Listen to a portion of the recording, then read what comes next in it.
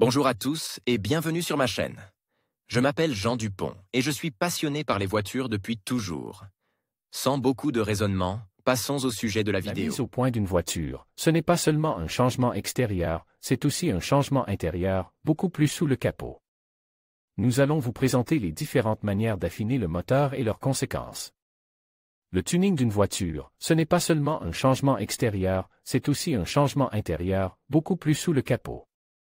Nous allons vous présenter les différentes façons d'affiner le moteur et leurs conséquences. La plupart des gens, dès qu'ils entendent le mot « tuning », pensent immédiatement à la modification extérieure de la voiture.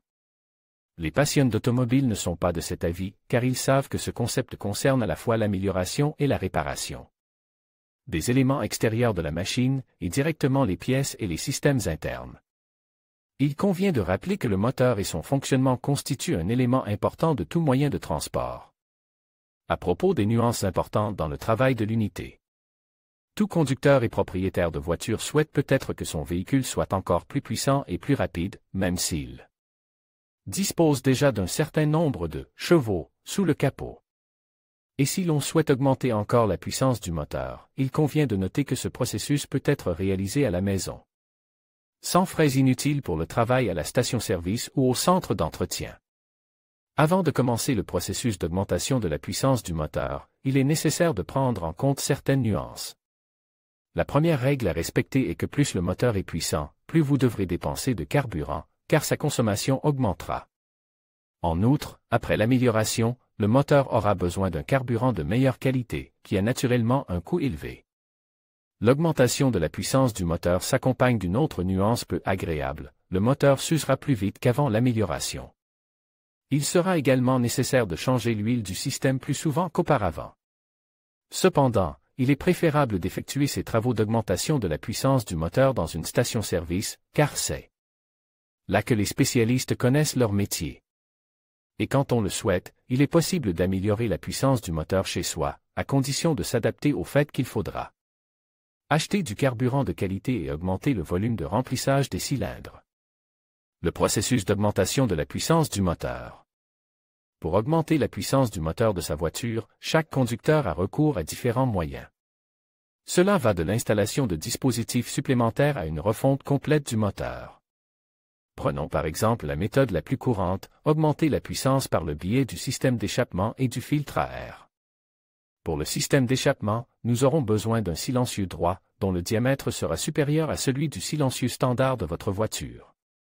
Cela permet au moteur de votre voiture de tourner plus vite, de supporter des charges plus importantes et, par conséquent, de réduire le flux de gaz d'échappement. En d'autres termes, plus les gaz d'échappement s'écoulent rapidement, plus la puissance du moteur augmente rapidement de quelques chevaux. En règle générale, un moteur à passage direct ajoute entre 9 et 12 chevaux à la puissance du moteur. Cette modification du système d'échappement nécessitait souvent des modifications sur d'autres parties du moteur. Dans le cas du filtre à air, l'air doit pouvoir circuler librement sans aucun obstacle. Selon des amateurs de tuning expérimentés, il est préférable d'acheter un système d'échappement avec un silencieux d'un diamètre de 3 pouces. Le système d'échappement de tuning est associé à des filtres à air sportifs.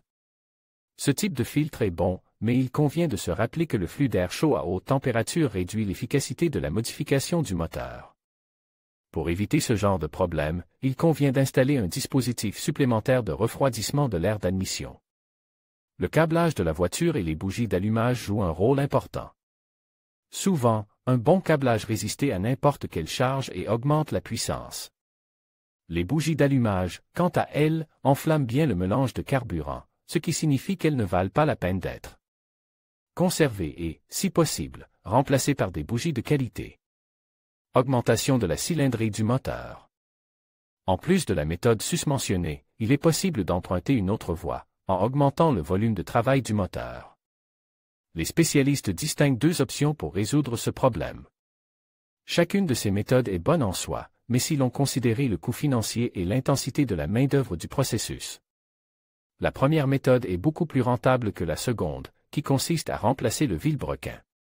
Si vous choisissez la première méthode, vous devrez alléger les cylindres, puis acheter de nouveaux pistons et segments en dessous du diamètre d'alésage, et tout cela coûte de l'argent.